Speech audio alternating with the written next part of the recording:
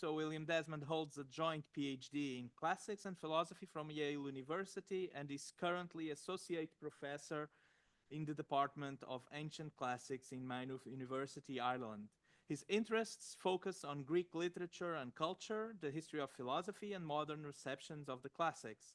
Along with articles and book chapters, he has published several monographs: The Greek Praise of Poverty, 2006, Cynics, 2008, Philosopher Kings of Antiquity, 2012, Hegel's Antiquity, 2020, and Ancient Greece in 30 Hours in 2024.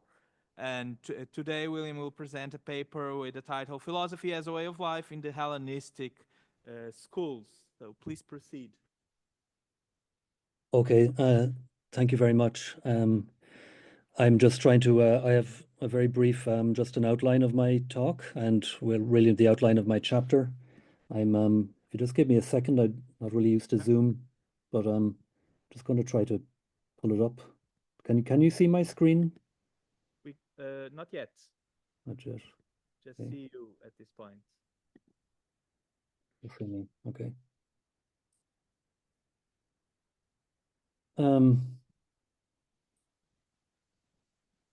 Okay, I don't know.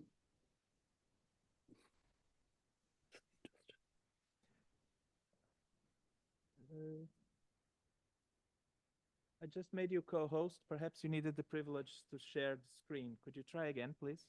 Okay.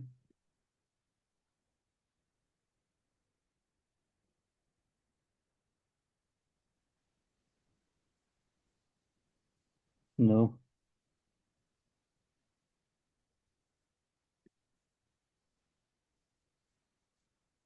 You can you see that? No. No. Okay. Just one last thing. I'm conscious of time, so I don't want to waste too much.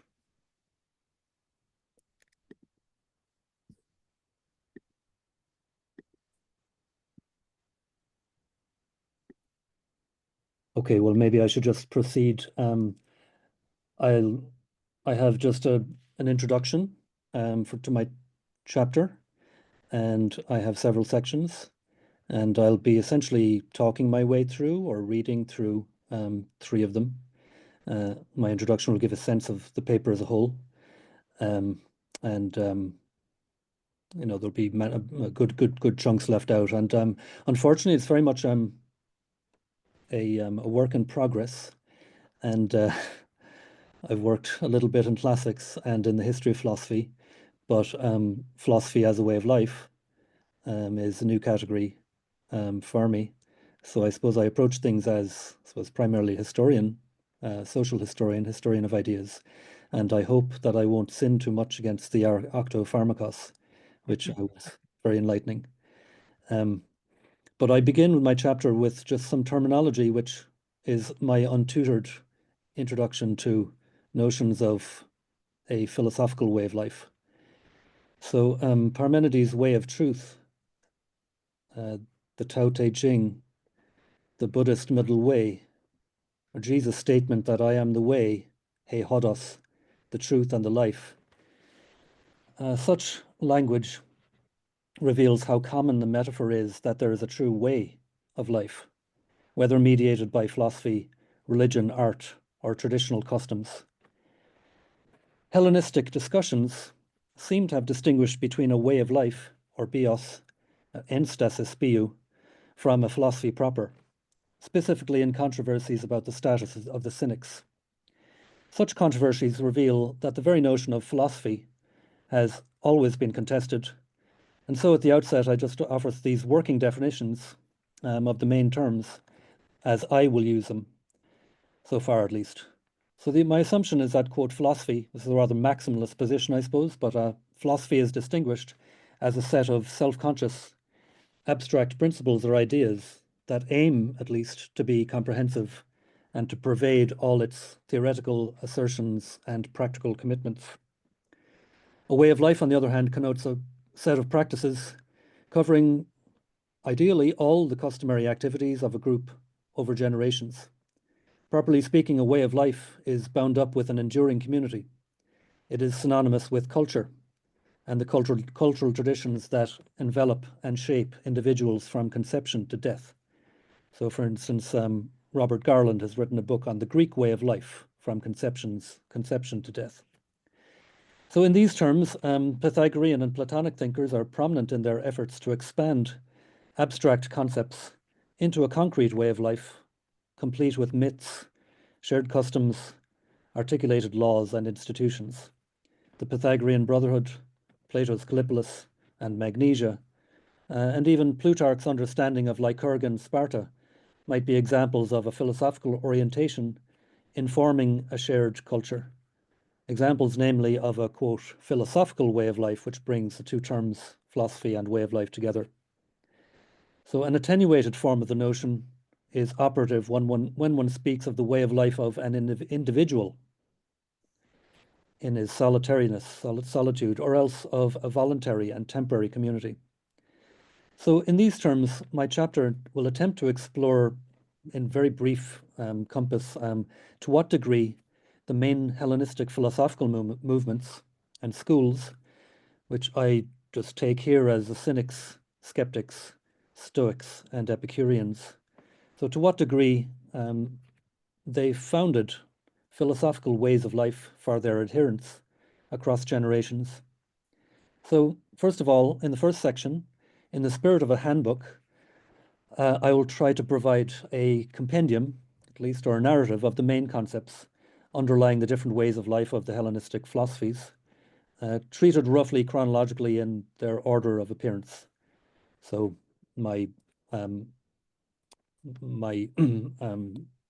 handout or on the screen there should be just, so I deal with the Cynics first, secondly the Skeptics, third the Stoics, and finally the Epicureans.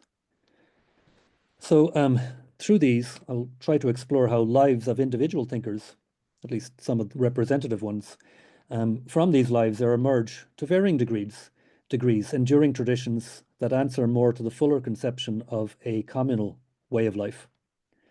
So in pursuit of this, a shorter second section turns to the schools treated as a whole, their relations between each other, their differences and commonalities, and how they needed to compete for initiates as the best choice for a free-thinking individual. So in the final section, I'll try to do something to relate all the schools together to Hellenistic conditions in a generalized sense. So first of all, the Cynics, conceptually and historically, the most obvious way to understand cynicism is as a final response to the custom-nature dichotomy that fascinated the sophistic generation, Plato, and that lingered even on into Aristotle's analyses of wealth, slavery, justice. Though a few scholars have suggested that the early Cynics sought to reform the, quote, coinage of custom piecemeal, in my view, a thorough rejection seems truer to the evidence or the spirit of cynicism in general. So if so, the Cynic way of life involves a radical renunciation of customs and conventions as merely human, or Nietzsche's terms, all too human.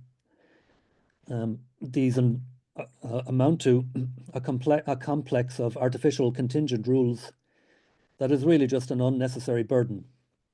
Better to throw it all off and to embrace its opposite, nature, construed by the Cynics as presenting the present moment in its immediate and liberating simplicity. So in stories, for instance, famous stories of Diogenes throwing away his cup to drink with his bare hands, or dismissing Alexander because he prefers to sun himself than to curry favour with the king. Corollaries to this great refusal can be found in all the details of Cynic life, from food to clothing, housing, sex, family, citizenship, and even language and expression. For here too, the Cynic often seems to rebel, or many Cynics rebel against the conventions of speech and genre, inventing new genres, and even rejecting logoi, or language altogether, for the immediate universal language of the body. Eating, urinating, having sex in public, the most lurid stories drive home the point that the Cynic lives like an animal, unashamed of his natural functions. And thereby all the freer, happier, and wiser thereby. Far happier than others who are constrained by opinion and by the endless expectations of so-called culture or civilization. Aristotle says that the Athenians had a nickname for a philosopher, and they called him the dog, and this may well be Diogenes. And if the Athenians did nickname him the dog, then his shamelessly naturalistic practices must have been well known and notorious over a long period for them to become popularized. So certainly the later stories about him speak of a thoroughly unconventional life or way of life.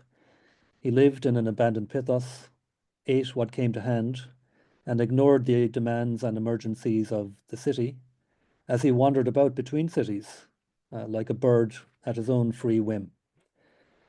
Such natural freedom, cynics say, is free but hard to get. It involves poverty, ignominy, pain, or panos. Yet in a paradoxical way, the cynic generally seems to welcome these undesirables as the path or the way to all that is excellent and desirable. The quote, wealth of natural temperance, self-sufficiency, self-contentment, and even pleasure. So from stories of Diogenes and others, one may suspect that a cynic way of life was coalescing over time with modes of training or ascesis recognized as helpful means to all that constitutes natural wealth. For instance, Diogenes is said to roll in hot sands in the summer and to embrace snowy statues in the winter. One reads between the lines that each season offers its opportunities to harden the body and to gain a kind of sublime pleasure from pain. On a more psychological level, Diogenes makes a practice of acting contrary to popular expectations with his surprising gestures and responses, or sometimes literally walking in the opposite direction to the crowd. He instructs students to carry a tuna, a very large and ungainly, heavy fish, or cheeses across the crowded agora, probably because these are exercises to toughen the aspiring initiate to ridicule and make him welcome the mob's scorn as proof of his own unconventional superiority. So such lessons may be extreme, but Diogenes in some anecdotes does describe himself as a teacher, or in particular a chorus leader, who sets the note too high so as to inspire the singers to get the right note. So the wording of various passages can suggest repeated practice, hence habit, and hence incipient customs, which are shared by teacher and student. Of course, the cynic way of training body and soul does not involve wrestling, athletics, and the gymnasium, doesn't involve the higher arts of music, rhetoric, and dialectic that might have formed a more traditional part of the Hellenic way of life, particularly for the kaloi agathoi. Now, attempts have been made to write the biography of Diogenes, but whether the historical Diogenes can be recovered from the mass of half-legendary stories or creae is, I think, controversial. And the real value of the creae, may, for our purposes here, be to reveal the contours of a loose tradition that coalesced around the great name. Later individuals, drawn to a life of ragged and radical individualism, may well have effectively asked the question, what would Diogenes have done in such and such a situation? Their improvised answers become stories about Diogenes in different situations with different responses, and these stories are added to a growing store of them. Now, at the base of all of this may be the witty antics of the actual Diogenes, but in time the tradition gathers a momentum of its own and becomes self-perpetuating. So one can speculate about the gradual growth of a Diogenes tradition, but beyond this kind of speculation, a certain loose continuity of practice and self-conception seems plausible. For example, it seems plausible that Diogenes' nickname, the dog, came to be applied to his first followers, Monimus, Crates, Hipparchia, and Isikritus, Menander, Philiscus, and Hegesias, who, according to Diogenes Laertius, had his own nickname, which was the dog collar. Of course, go on in time, and at some point, all those who claimed Diogenes as their ethical hero would be called Kunikoi philosophoi or Kunikoi cynics. The identification with Diogenes remains across many centuries. In the first generation, Crates claims to be, quote, a citizen of Diogenes. Some 500 years later, Lucian alludes to wandering tramps who define themselves also as followers of Diogenes and Crates. So, of course, the Cynic movement across possibly 900 years of ancient history from Diogenes to Sallustius in the 5th century AD, he's the last of the 83 cynics whose historical authenticity was confirmed by Goulet-Cazet. Now, among all this long movement, there is immense variety of different types of cynic and different types of lives. Traditionally, people look at the hard and the literary cynics, or respectable cynics like Lucian's Demetrius, and others who are not so respectable.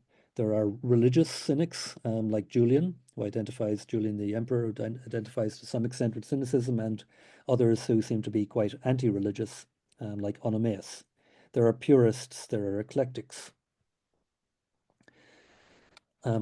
Now, through this whole movement, a principled rejection of external convention would seem to preclude the evolution of strict conventions. And yet, the long transgenerational community of anarchic individuals is bound together by a loose continuity of outlook and practice.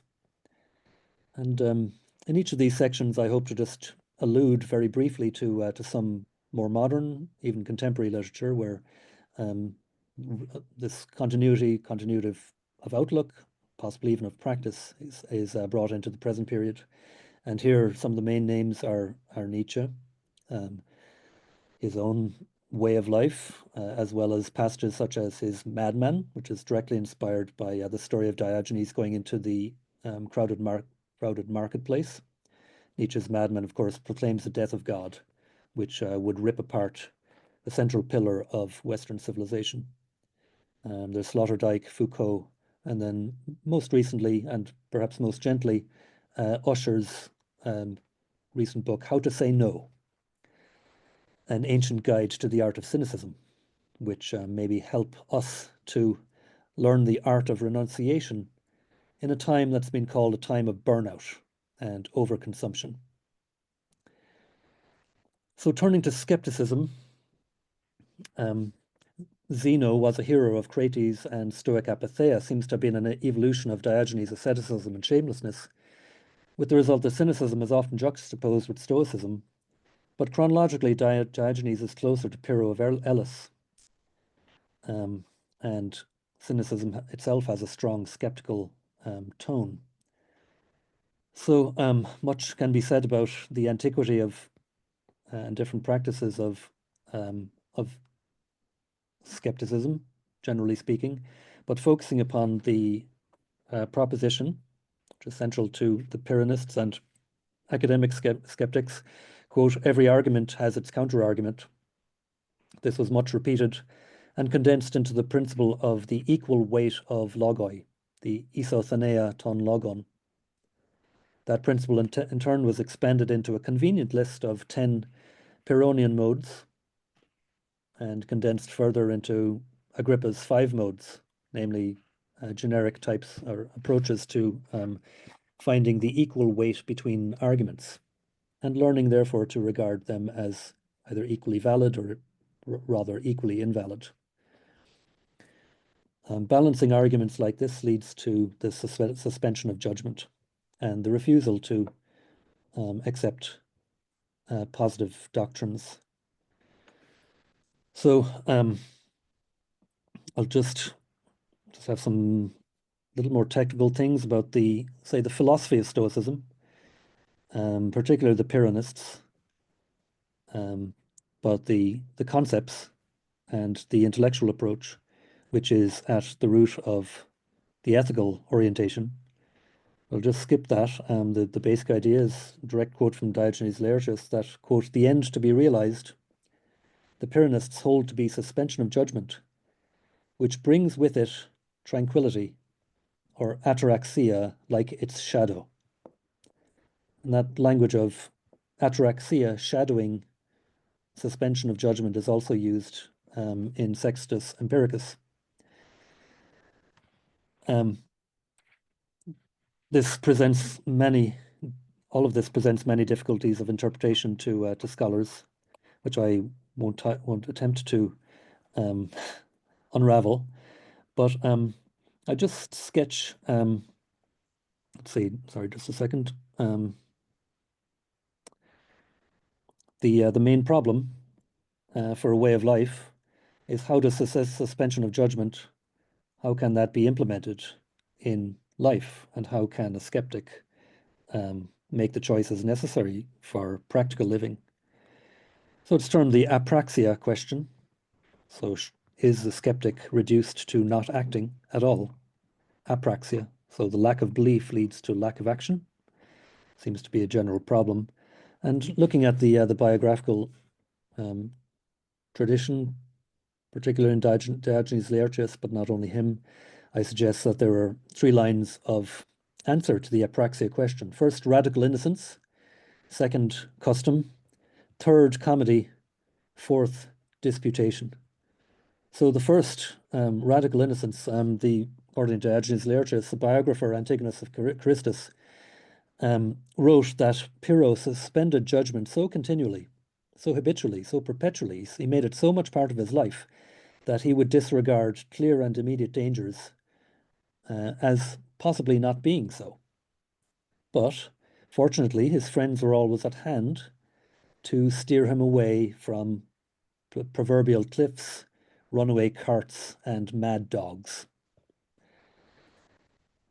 So this is Pyrrho as an innocent who would have left life quickly were it not for his friends. But so consistent was he in following the principle of isotheneia, ton logon, and suspension of judgment. According to what seem to be the main accounts, particularly in Sextus Empiricus, Pyrrho's avowed stance was to follow custom and convention. Difficulty is, how does one follow convention without judging certain conventions to be better than others? I'm surprised from what I've read in the literature of ancient scholarship of ancient skepticism how little it's remarked that the resort to custom seems to be very common among skeptics. Descartes famously has his provisional morality, and Hume turned to play badminton after all his skeptical deconstruction of religion, morality, science. Here one has a divorce between philosophy and life. Philosophy is treated as a separate intellectual pursuit that is not the basis for a way of life. But nevertheless, customary ways for the skeptic may be the most convenient way of getting along. Because they're habitual, they require the least abstract thought, judgment, and assent. And so the ancient Pyrrhonist may not need to exercise the role of judgment and just follow appearances as dictated by customs. Namely, tried and inherited customary paths allow Pyrrho to follow immediate appearances in a safe and superficial tranquility, untroubled by the desire to determine underlying realities. A different approach is represented by Timon. With him, the skeptical impulse leads to sardonic laughter, to satire, parody, and the reductio ad absurdum of all pretensions to knowledge. So Timon was said to have had a carefree, joking attitude in all things, and in his Siloi, or lampoons, quote, from his point of view as a skeptic, he abuses everyone and lampoons the dogmatic philosophers. Now, one must remark that Timon may have laughed from a feeling of secure superiority, Yet satirical mockery is not the same as tranquility. The universal mirth that dissolves all serious claims in this life might indeed be seen as more in accord with a radical Pyrrhonist skepticism than mere tranquility is.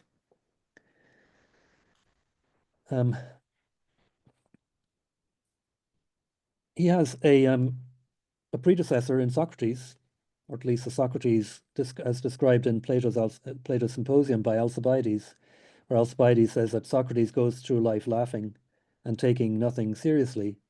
And Alcibiades describes Socrates as a hubristic bully, or a hubristes, who can put the most accomplished speakers to shame, yet does it with charming aplomb, because somehow his inner soul is golden and higher. Now, the academic skeptics did turn to Socrates Elenchus as their model for practice, or the skeptical practice, and possibly even one might extend that to the skeptical life. The academic skeptic examines other dogmatic assertions to show their inner contradictions and inadequacies, very much like Socrates, as he presents his life in the Apology. So in the presence of probing questions, assertions seem to refute themselves. And with experience, one realizes, or at least a skeptic concludes, that all judgments, all positive judgments, are inadequate. Or in the terms of Arcesilaus the academic, everything is inapprehensible. So I'm just working my way through these possible interpretations of a link between the epistemological aspect of particularly Pyrrhonist skepticism, but also possibly, if I have time, to the academic skepticism. So the epistemological background and the little we know about how they actually lived. So there are many anecdotes about Diogenes and the Cynics, much more about the Stoics and the Epicureans, but very little about the lived experience of the skeptics themselves. And so it remains a question whether there was a complete divorce between their life and their philosophy. Just jumping towards I think I'm probably running out of time. I You have around 5 minutes. 5 minutes, okay. Sections on Stoicism and Epicureanism, in a way, are easier to write given the more complete materials that one has. Question that I do have, however, is to what extent, where does the Hellenistic period end? As a working model, I'm taking it into the Roman period, such that figures like Epictetus and Marcus Aurelius can be treated as part of the long Hellenistic period. But in the second part of my paper, I turn to commonalities, differences, and enduring traditions. So one section, for instance, I look at exemplars, mottos, and other ways in which promoted the unity of outlook in schools and between individuals. So the cynics and the skeptics are a more anarchic group because of their inherent philosophical ideas. And there is no one place for the Pyrrhonists and the Cynics to gather, as as with the Lyceum or the Academy, and the other schools, the Epicurus' garden. But one source of unity is the legendary name. So for the Cynics, this is Antisthenes, Crates, and above all Diogenes. For the Stoics, the sage is possibly incarnate in Socrates or Cato the Younger, but it really corresponds to the ideal God within, as Kant would say, a regulative ideal.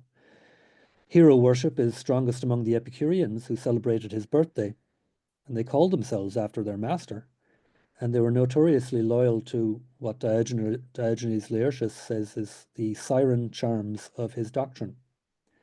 Lucretius writes of him glowingly as a savior who brought the gods bliss to mankind. And the extraordinary wall of 80 meters long of Diogenes of Oinanda testifies to his patriotic desire to make Epicurus's ideas and even words available to the people of his city in Lycia. So all of these show the really quite extraordinary unity and continuity of the Epicurean tradition. The academic skeptics have their own focal point in Socrates and Plato, Platonic dialogues, but the so-called Pyrrhonists were more disparate, to the point that Diogenes Laertius again says that they had many names. These are the aporetics, skeptics, effectics, and statetics. But he says that the name Pyrrhonist became dominant, even when it remained controversial whether or not Pyrrhus, the so-called founder, whether he actually did found the movement, and whether he was himself even a proper skeptic. But there's a line in Diogenes Laertius which obviously is revealing of some Pyrrhonist discussions, that a Pyrrhonist is one who acts like Pyrrho and is, quote, the same in manners. The Greek term is homotropos. So it's the same in manners. The Hicksa translation has similar in manners, but that would be homoiotropos. So homotropos would be the same in manners as Pyrrho. So Pyrrho is as a legendary name, becomes seemingly a source of unity for, again, what are inherently a disparate group of individuals who have no common doctrine to fall back upon, apart from a more methodological approach of seeking to balance one argument against another. Another source of unity are easily accessible writings. So summaries of key doctrines, which are comprehensive and yet pithy enough to be easily remembered. So aides de memoire lend themselves to meditation and hence to action, and indeed to the sort of habitual action that add up to a way of life. So salient here are Epicurus's chief doctrines, the Curiae Doxae, Epictetus' Enchiridion. And among the skeptics, Aeneasidemus, his 10 skeptical modes, and Agrippa's 5 modes, which one scholar calls arguments to have up your sleeve, or a series of ready-made techniques, easily applied. There are other aphorisms, Diogenes saying, put the currency out of circulation, is a Delphic oracle, which, like all oracles, is suggestive enough to have wide application. Epicurus, again, is tetrapharmakos, contains lots of material in a small, with few words. Epictetus, bear and forbear. And the skeptics, we determine nothing. So these are some means which I'm just trying to tease out as ways which unify individuals into a recognizably common way of life, which reflects the centrally shared ideas of that group, and therefore can be called a philosophical way of life. In the last part, I turn to what I take to be some major shared commonalities between the schools. And the main one here really is the inside versus the outside.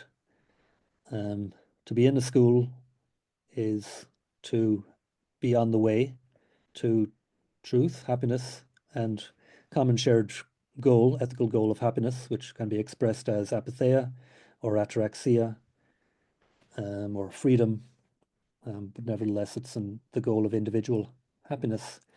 So to be within the group is better to be outside the group, and this is one way in which the self, the philosophical self, can be contrasted with others. There's much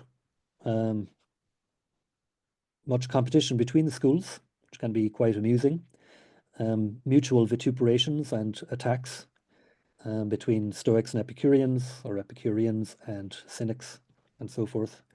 But even broader is the almost epistemological divide which is erected between the self and externality generally.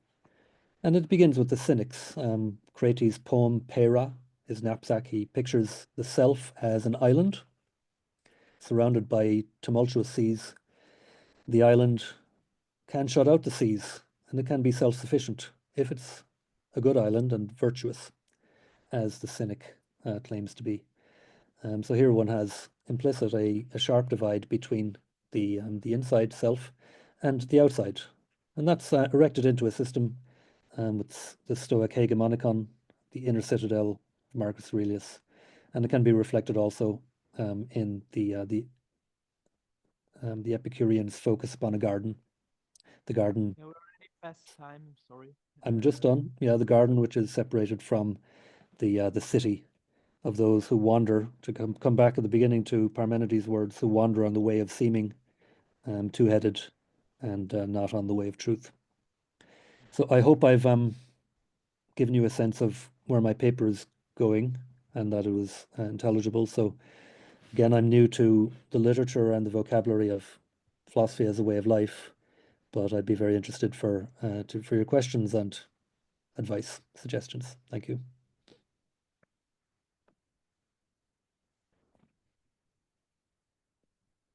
Thank you very much for this presentation of what seems to be a very meticulous paper on, especially on the notion of bios and what kind of bios we had in each school. We have around 6 minutes for discussion. So Gianfranco has a question.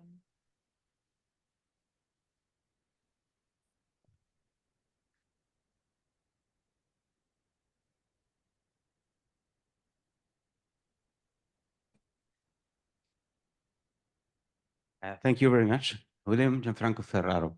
I have two questions for you concerning concerning the cynics, and precisely about an issue that already Martha, for instance, quoted today in morning. That is, if you agree or not agree with the Nussbaum's and, well, in particular Nussbaum's idea that cynics cannot be philosopher, cannot be considered as philosophers, well, because precisely they did not give a discourse, they did not make a discourse. The second question as well, personal, but also it is a consequence of a discussion we had with some colleagues here.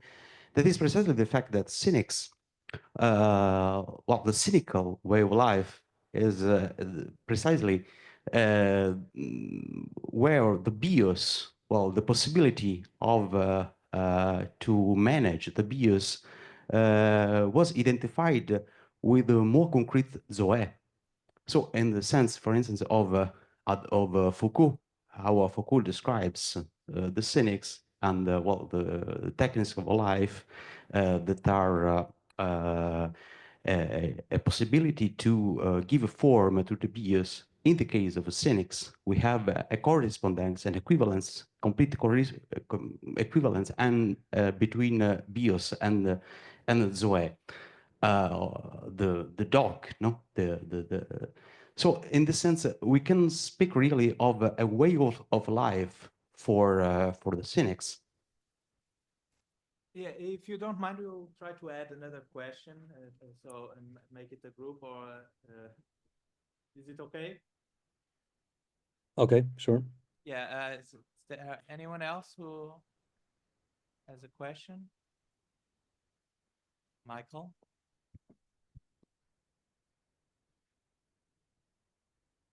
Yes, just a couple of very minor points. I was surprised to hear you link the Emperor Julian with the Cynics. I would have thought that he was a Neoplatonic philosopher who wrote against the Cynics. So that was a bit of a surprise.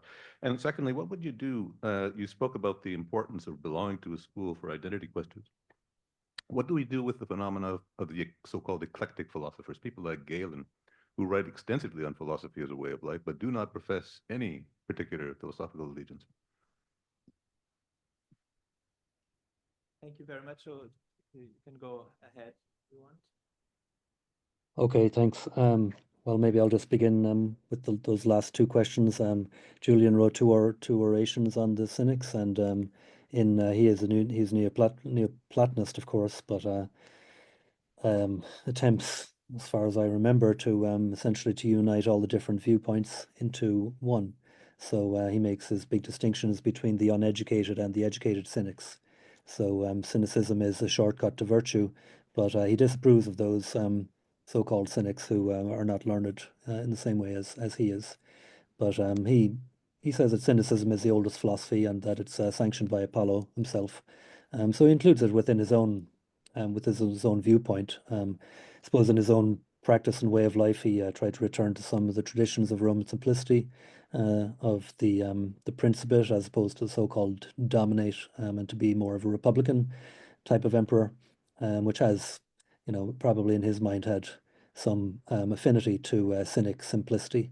So he tried to simplify government, for instance. So but he does. I mean, he wasn't a cynic, but he identifies with to some extent with cynicism, as he understands it. Um, I had started to think a little bit about eclecticism, in relation to attempts by the schools to delineate themselves in purity and in the competition with each other. So eclectic traditionally tends to be a pejorative term for those who are um, um, not don't belong to a single school. I wasn't really going to deal. 8,000 words maximum, but I wasn't, going to deal with Galen at all or the eclectics as a recognizable movement, apart from maybe some glancing references. Cynicism as a philosophy. Well, I suppose that was just in my terminology at the beginning, and the definitions of philosophy are a dime a dozen. Tacitus, quote homines tot sententiae. Uh, philosophers are a quarrelsome group and will deny that their neighbor is a philosopher. So the Cynics identified themselves as philosophers, and in the tradition of Socrates, and so just kind of leave it at that. So I don't know offhand what Martha Nussbaum has to say about Cynics. If she does deny that they can, I didn't quite get what you were saying, that she denies that they can be philosophers because they don't give a discourse or a self-justification. I'd have to look up what she says. Again, Foucault. I suppose I focused on Foucault's interest in parrhesia, cynic parrhesia, freedom, the freedom of the individual, which probably comes out of his earlier Nietzschean work, with the identification of power and knowledge as institutionalized in various modern institutions, like the hospital or the asylum. So freedom for as far as I understand Foucault's approach to the cynics, he's most interested in individual freedom as something which is maybe not an absolute, but which is very real and which escapes the nexus of institutional power. Now maybe it so the identification of the bios with zdoe, I suppose there's kind of more biological connotations of zdoe, the life of the body. Again, I'd have to look up Foucault to see specifically what he says about that. But there are other major thinkers like Montesquieu who recommend the wisdom of the animals, or possibly even Jonathan Swift, who speak about the inherent corruption of reason, and therefore of logos and of language, and who would be quite happy to accord the term philosopher to individuals like the Cynics, even if they're not systematic philosophers and intellectual in the same way as a Plato, an Aristotle, or a Hegel. So I don't know if they address your questions. I think so, and we also ran out of time, unfortunately. Um, Thank you very much once again for the presentation and for accepting the invitation to write the chapter. and we are looking forward to reading it.